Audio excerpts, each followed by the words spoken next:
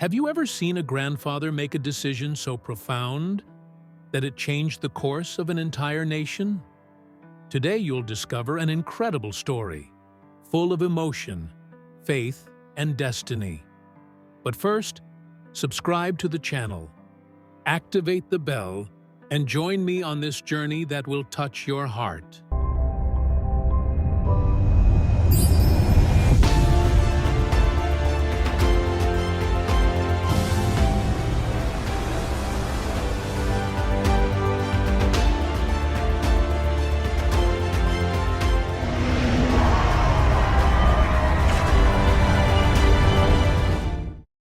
Sometimes, life places us in front of decisions that go against what everyone expects. Situations where the traditional paths no longer apply. Have you ever felt something deep inside urging you to do what's right, even if it didn't make sense? Stay with me until the end, because this story will show you that there are moments when divine wisdom surpasses human logic, and decisions guided by faith can change the destiny of generations. In the final days of his life, Jacob, the patriarch of Israel, was ill. His body no longer held the strength it once did, but his spirit was more alive than ever. He had lived through many things: family conflicts, divine promises, encounters with God. And now, with his time drawing to a close, something deeply unsettled him. It wasn't just the nearness of death, but a decision he needed to make before he closed his eyes forever. Joseph, his beloved son, came to see him. He was no longer the young man sold by his brothers. Now he was a fully grown man, second in command in Egypt, dressed in royal garments, with authority, power, and a family of his own. But in his heart still burned love and respect for his father. When he heard Jacob was ill, he took his 2 sons, Manasseh and Ephraim, and went to present them to his father. But what Jacob was about to do would surprise everyone, even Joseph. This encounter would not be a simple act of blessing. Jacob, led by a deep conviction, knew it wasn't enough to simply bless the grandsons. He looked at them and saw more than the sons of his son. He saw the future of a nation, the continuation of the promise God made to Abraham, Isaac, and himself. And so, he made a decision that would change the course of Israel's tribes forever. He would adopt Joseph's sons as his own. Yes, Jacob would receive them as if they were his own sons, giving them the same standing as Reuben, his firstborn, or Judah, from whom the royal lineage would come. This meant Manasseh and Ephraim would not simply be blessed as grandchildren, but included in the direct line of inheritance and promise. They would be counted among the 12 tribes of Israel. Can you imagine the weight of this gesture? Can you feel the spiritual significance behind this decision? But there's more. Although Manasseh was the firstborn, Jacob crossed his hands, placing his right hand, the symbol of the greater blessing, on Ephraim, the younger. Joseph tried to correct him, thinking his father, old and with failing eyesight, had made a mistake. But Jacob responded firmly, "I know, my son, I know. He too will become great, but his younger brother will be even greater, and his descendants will become a multitude of nations." Why would Jacob do that? Why change the natural birth order? Wouldn't it have been easier to bless Manasseh as the elder and follow tradition? Jacob wasn't acting on impulse or favoritism.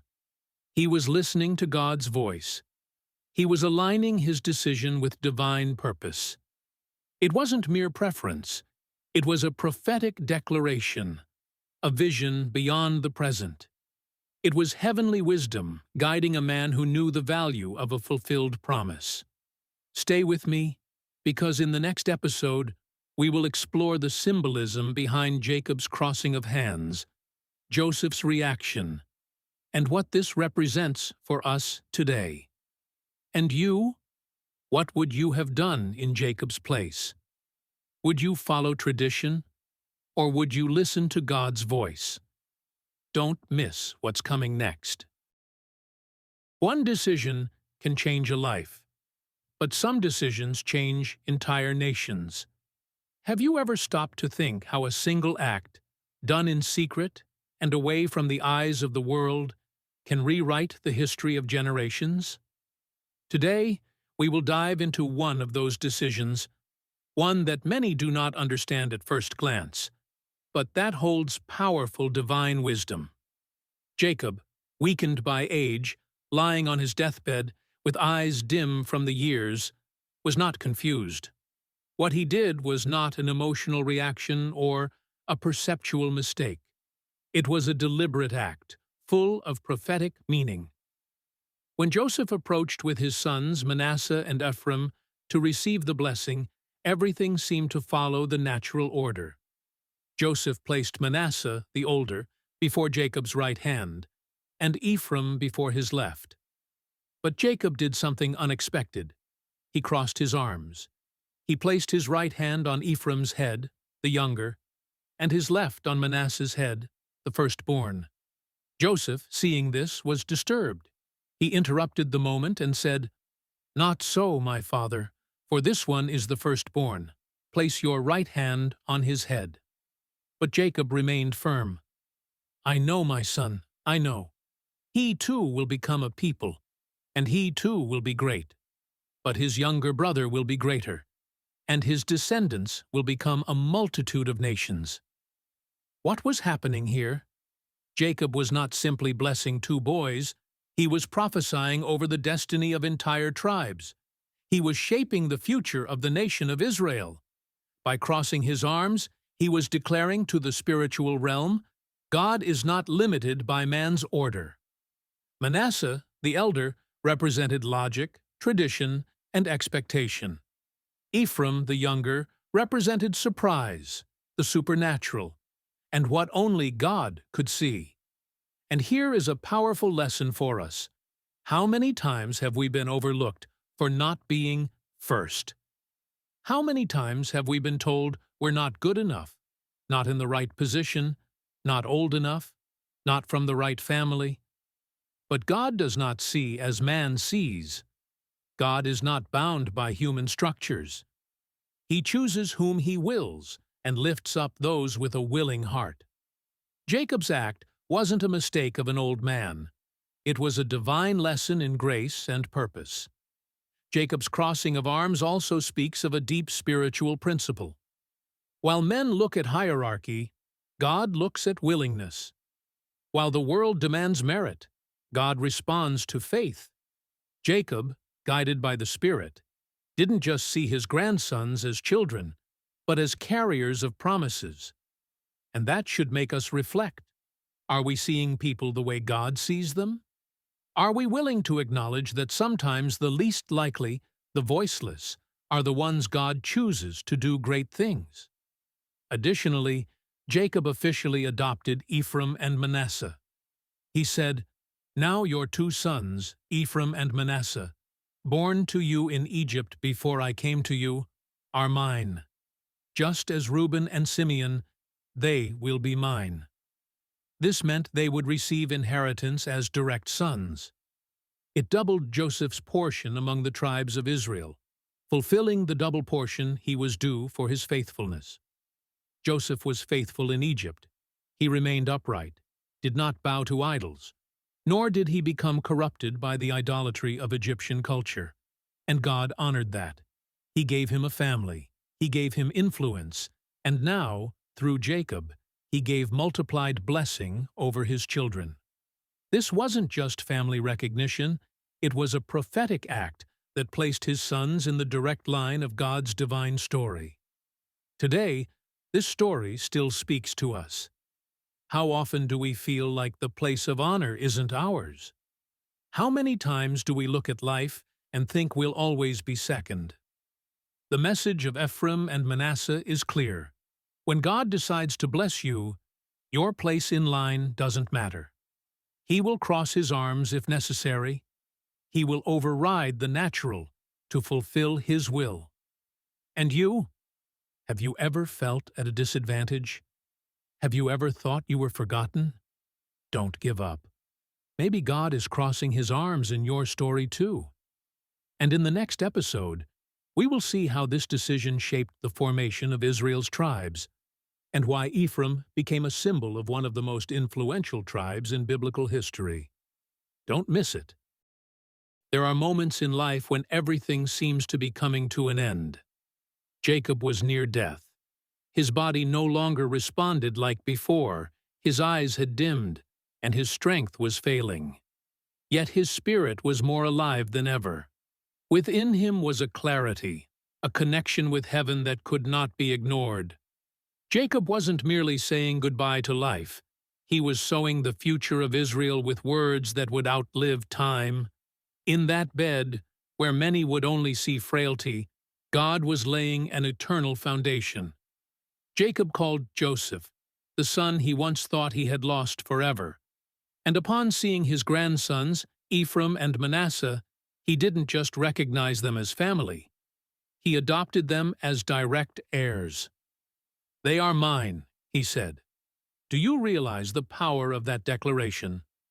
In a single phrase, Jacob rewrote the story of inheritance, altered the destiny of the tribes of Israel, and, above all, revealed the grace of God that is not limited by human order. What moves a man to do such a thing?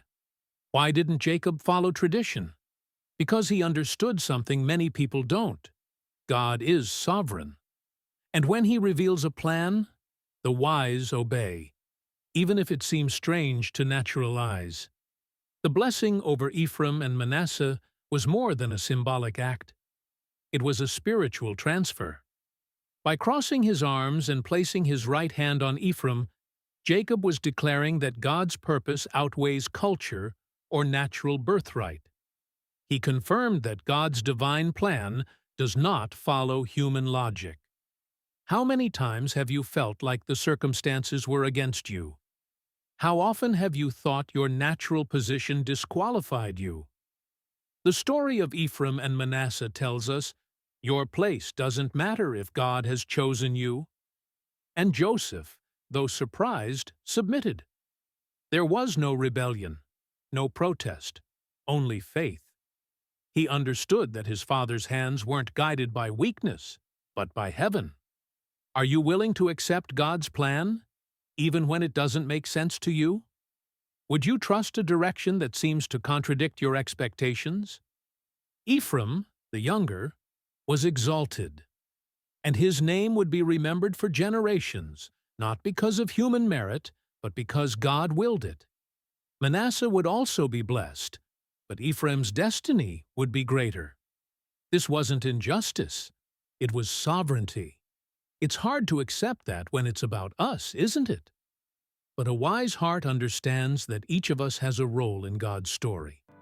What matters is not who is greater or lesser, but whether we're fulfilling the purpose God assigned to us. Jacob was seeing beyond. He didn't just see boys in front of him, he saw entire nations that would come from them. He saw future conflicts, conquests, rebellions, loyalty, and even falls. Still, he prophesied. Still, he blessed. Still, he obeyed. That seemingly simple episode carried a message for the ages. God can use whoever He wants. Age, position, or public opinion do not matter. If He chose you, He equips you. Jacob, from his deathbed, was more active than many kings on their thrones. With his words, he was shaping the future of Israel. And you? Have you realized the power in your words when they're aligned with God? Ephraim and Manasseh grew up in Egypt, a land of idols, a land of pagan culture. But Jacob didn't reject them for that. On the contrary, he included them. He gave them inheritance. And that also speaks of redemption. God doesn't discard those born far away. He adopts, He restores, He includes. In the next episode, you'll discover how Jacob's blessing over these two young men wasn't just words. It was the beginning of a deep transformation in the history of the tribes of Israel. Don't miss what's coming next. If this story has touched your heart, Subscribe now to the channel so you won't miss the next episodes. Many more exciting and inspiring content awaits you. Also, check out the other videos on the channel, all of them lovingly designed for you. Share this video with someone who needs to hear this message. And now tell me, what did you think of Jacob's decision to cross his hands? Leave a comment below. I'd love to hear what you think.